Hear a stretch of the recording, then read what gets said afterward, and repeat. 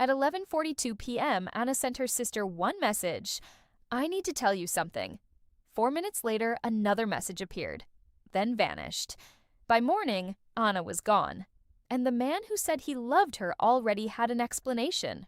She was emotional. She needed space. She had been acting strange lately. But Anna had left something behind. A blank space in a conversation that should have explained everything. A deleted message. A missing sentence. A warning that disappeared before anyone could read it. To understand why that message mattered, we have to go back to the beginning, when everything still looked normal.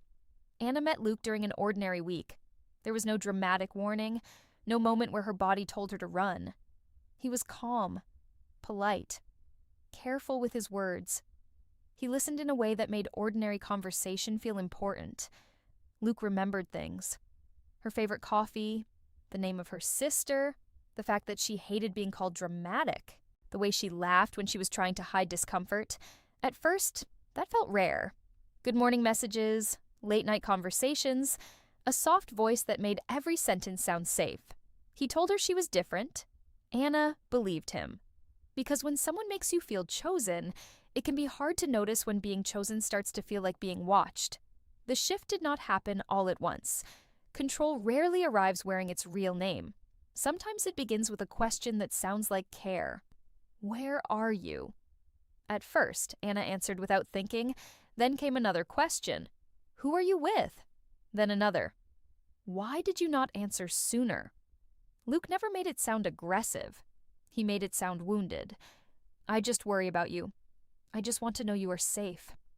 I feel closer when you tell me things. I have been hurt before, so honesty matters to me." Anna wanted to be understanding, so she explained. A delayed reply. A coffee with a coworker. A quiet evening alone. A missed call. Every normal part of her life slowly became something she had to defend. A question, an explanation, a silence, an apology. Then warmth again. Luke did not need to scream. He only had to become distant. The silence was enough. It made her check her phone before she checked her own feelings. Then came his apology. Always soft, always perfectly timed. "I am sorry. I care too much. I am scared of losing you. You know I would never hurt you." But the apology never changed the pattern. It only reset it. For a while, Anna thought that was love. But real love does not make you afraid of a notification. Real love does not turn your phone into evidence. And real love does not make privacy feel like betrayal. The first time Anna hid something from Luke, it was small. A message from her sister. "Are you okay? You seem different." Anna stared at that message for a long time. Different. That word stayed with her, because she knew it was true. She stopped answering friends quickly. She stopped making plans without checking Luke's mood first. A few days later, Anna visited her sister. Her sister said, "You look scared." Anna laughed too quickly. "I am not scared." Then her phone lit up. "Luke, where are you?" Anna turned the screen down. Her sister noticed. Anna said, "He just worries." Her sister said, "That is not worry." Anna said nothing, because some truths feel too dangerous the first time someone says them out loud. That night on the way home, Anna felt something change. Not certainty, just a crack in the story she had been telling herself. Maybe this was not love. Maybe this was not protection. Maybe the feeling in her chest had a name. Fear. Luke was waiting when she got back. He did not ask how her sister was. He asked, "What did she say about me?" Anna froze. Not "How was your night?" Not "Are you okay?" What did she say about me? Anna heard the real question underneath. "Did you tell her?" She said no. Luke smiled, but it did not reach his eyes. "Good," he said, "because people like that do not understand us." Us. That word used to feel intimate. Now it felt like a wall.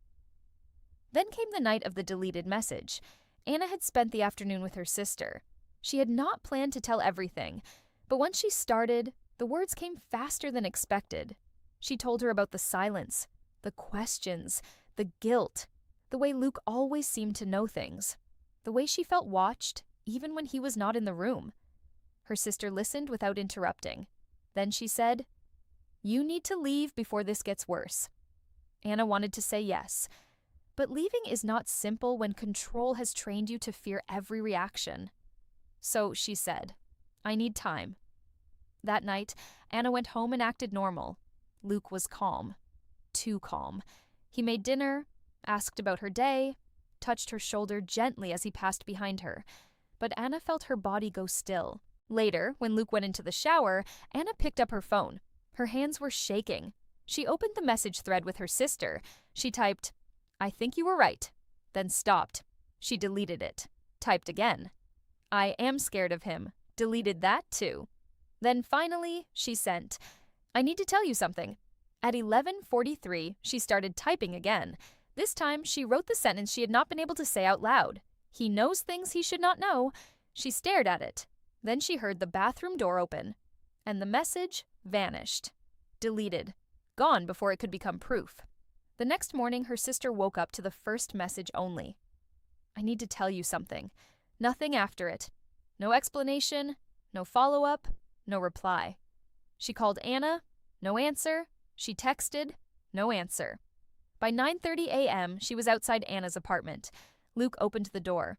He looked tired, but not surprised. That was the first thing her sister noticed. He looked like someone who had already prepared for this conversation. He said Anna had left early, needed space. He said they had argued because Anna had been emotional. He said she had been confused lately, distant, secretive, not herself. Every word was calm. Every sentence had a purpose. He was not just answering questions. He was building a version of Anna that made her disappearance easier to explain. Her sister pushed past him. Anna's bag was still near the chair.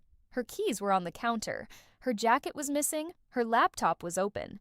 And on the screen was a document with only 4 lines. "He checks my phone. He knows where I go. He says I remember things wrong. If something happens, ask why he knew." Her sister felt cold, because suddenly the deleted message was not a mystery anymore. It was part of a pattern. Investigators later looked at the phone. They found the gap. A message sent, a message started, a message deleted. That one missing piece mattered because it showed hesitation. Fear. Luke said he had no idea what she meant. He said Anna was paranoid.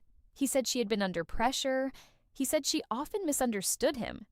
For some people, that almost worked, because Luke looked calm, because he sounded reasonable, because he did not act like the kind of person people expected danger to look like. That is how control protects itself. It shapes the story other people hear afterward. The warning sign was not one deleted message. It was what the deleted message represented. A private truth she was too afraid to send. A sentence that disappeared because someone came too close. A fear she had learned to hide before anyone else could see it. This story is fictional, but the pattern is real. Emotional control often begins with access. Access to your time, access to your phone, access to your explanations, access to your fear. At first, it may sound like concern. Then it becomes interrogation. At first, it may feel like love. Then it becomes a life where every choice has to be justified. The first red flag was not jealousy, it was entitlement.